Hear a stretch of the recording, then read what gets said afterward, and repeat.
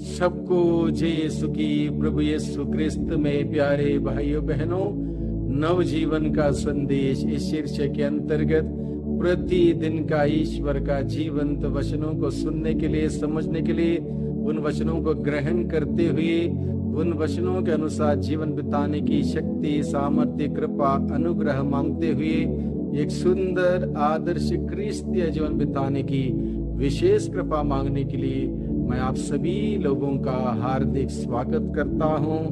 आज मई महीने की 7 तारीख है, बुधवार का दिन है और आज के दिन में मनन चिंतन करने के लिए हम सबों को विषय दिया है संत योहन के द्वारा रचित सुसमाचार अध्याय 6 पद संख्या 35 से 40 का प्रसंग है।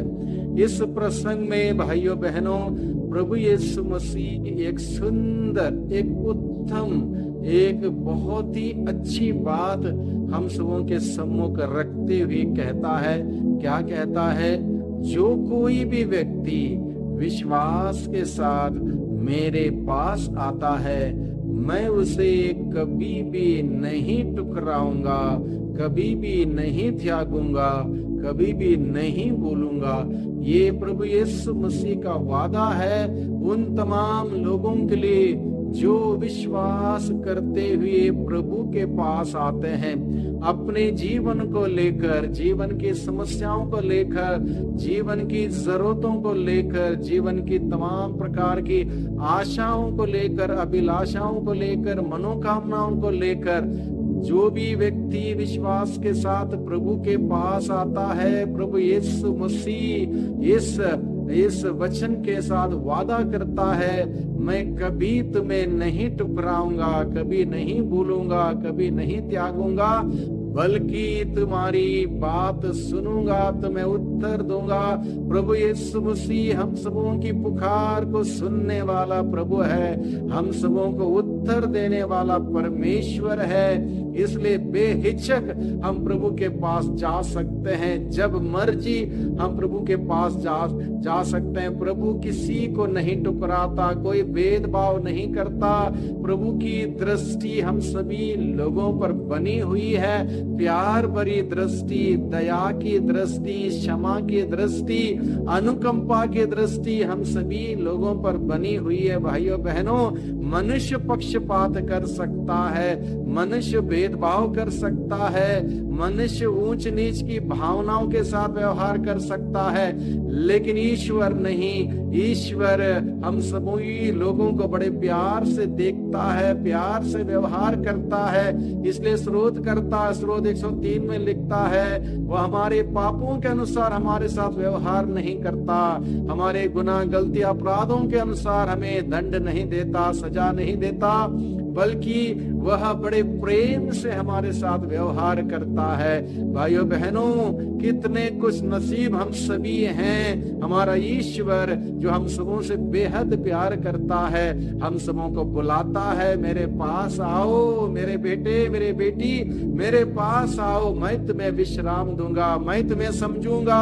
दुनिया में कोई तुम्हें समझे ना समझे, मैं तुम्हें भली भांति समझूंगा, भली भांति तुमको जानता हूँ, समझता हूँ और तुमसे भरपूर प्यार करता हूँ। कोई तुमसे प्यार करे ना करे, मैं तुमसे भरपूर प्यार करता हूँ। ये तुझ पर तरस खाने वाले तेरे ईश्वर का वादा है। चाहे पहाड़ टल जाए, पहाड़ियां डबडोल हो जाए।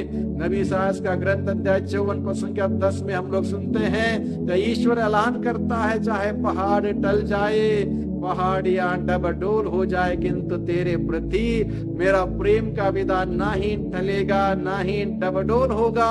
यह तुझ पर तरस खाने वाले तेरे ईश्वर का वादा है। भाइयों बहनों, प्रभु कितने महान है। प्रभु कहता है, चाहे तुम्हारी माँ भूल जाए अपने बच्चे को, लेकिन मैं तुम्हें कभी नहीं भूलूंगा। मैंने तुम्हें अपनी हथेलियों पर अंकित किया है, तुम्हारा नाम मैंने अपने हथेली पर खोदा है, मैं तुम्हें कभी नहीं भूलूंगा। वही ईश्वर भाइयों बहनों बड़े प्यार भरा निमंत्रण देते हुए कहता है, जो कोई भी व्यक्ति मेरे पास आता है, मैं उसे कभी नहीं ठुकराऊंगा, कभी नहीं भूलूंगा, कभी नहीं त्यागूंगा, बल्कि मैं भी उन्हें आशीर्वाद दूंगा, मैं उन्हें अनुग्रह से कृपाओं से भर दूंगा। इसलिए प्रभु हम सबों को बुलाता है, इसलिए प्रभु के पास जाए, हमारे जीवन को लेकर, जीवन के साथ जुड़ी हुई सारी जरूरतों को लेकर, समस्याओं को लेकर, बीमारियों को लेकर, परेशानियों को लेकर हम प्रभु के पास जाएं। प्रभु के पास जाते ही हमें जीवन मिलेगा, बहुतायत का जीवन मिलेगा। इसलिए प्रभु हमें बुलाता है। प्रभु कहता है मैं कभी नहीं भूलूंगा।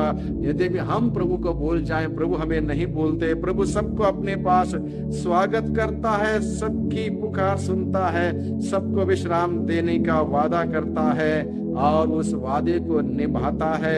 प्रभु की इच्छा यही है कि किसी का भी सर्वनाश ना हो, बल्कि सभी अनंत जीवन प्राप्त करें। प्रभु यीशु मसीह में विश्वास करते हुए, विश्वास का जीवन जीते हुए अनंत जीवन प्राप्त करें। पिता ईश्वर चाहता है कि प्रभु यीशु को पहचान कर उसमें विश्वास करें और विश्वास का जीवन जिए। जो विश्वास का जीवन जीता है उसे अनंत जीवन प्राप्त है। यीशु हमारा स्वागत इसलिए करता है कि क्योंकि वह हम सबों से बेहद प्यार करता है। उसकी दया और प्रेम हम सबों के प्रति हमेशा बनी हुई है।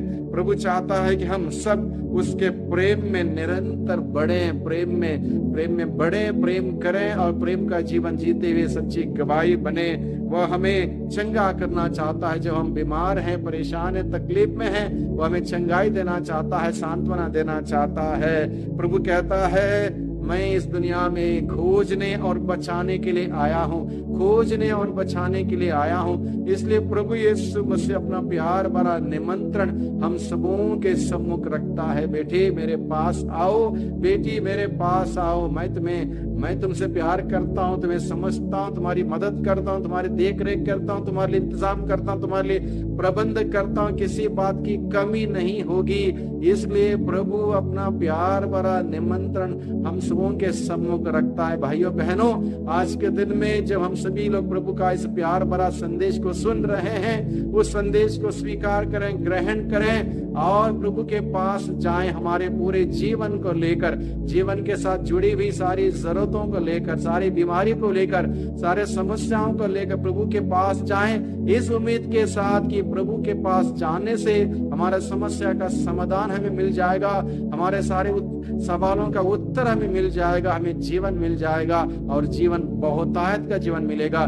इसलिए प्रभु के पास जाएं, प्रभु के हाथों में अपने आप को समर्पित करें, अपने आप को निछावर करें। प्रभु से कहें प्रभु मुझे तेरी जरूरत है, प्रभु मुझे तेरी जरूरत है, मुझ पापी पर दया कर, मुझे स्वीकार कर, मैं तेरी शरण आया हूँ। धन्य है वह जो प्रभु की शरण जाता है। प्रभु मैं तेरी शरण में आया हूँ, मुझ पर दया कर। प्रभु से प्रार्थना करें और प्रभु की आशीष बरकत ग्रहण करें। प्रभु की आशीष हम सबों पर बनी रहे। सबको धन्यवाद, सबको जय यीशु की।